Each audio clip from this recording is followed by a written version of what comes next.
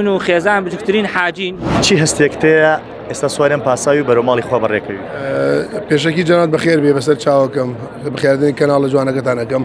والله بەڕاستی ینی زۆر خۆشحاڵم. ئەمە ئیمساڵ تقریبان زیاد لە 8 ساڵ 8 ساڵ 9 ساڵە ئێمە ناومانوجە چاوەڕێی ئەم ڕۆژەمە ئەم ڕۆژە پیرۆزەمانە ئەچین ماڵی خوای گەورە ئەچین بۆ ماڵی خوای گەورە ئینشاڵڵا دوعای خێر بۆ خۆمان و مسلمانان و شارەکەمان و کەس و کار و کوردستانەکەین بەعام.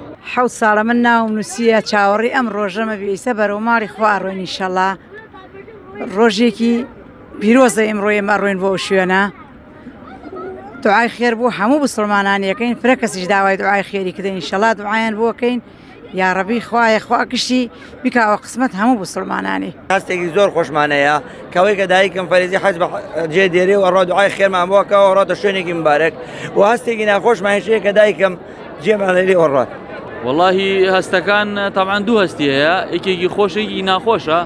خۆشەکەی وەیە ئەو جێگایە طبعا خوای گەورە ئەمە بانگێشتیانی کردووە، فەزلی خوای گەورەیە، ئەمە بەدەست کەس نییە و هەستەکەی ترشی طبعا ناخۆشە، ئینسان مانگێ دوورە بێت لە کەس و کارەکەی، ئەمەش هەستێکی ناخۆشە و داوامان لێ کردووە طبعا بێبەشمان نەکەن لە دوعای خێر بە تایبەت ئەم شارە شارێکی پێکەوە ژیانە کورد عرب تورکمان و بە چای خۆتان شێبین هەموو نەتەوەکان لەم شارە ئەو تا بە چای خۆتان بەیەکەوە ئەڕۆن بۆ ئەو فەریزەیە. ئێمە 4 قافڵین بکات 7 پاس نزیکەی 175 حاجیە، هەمووی دووس خورمات و 4 تەرەفەکانی دووس خورماتوە ئینشاءڵڵا ئەڕۆین بۆ ئادای حەجی ماڵی خوا ئینشاءڵڵا.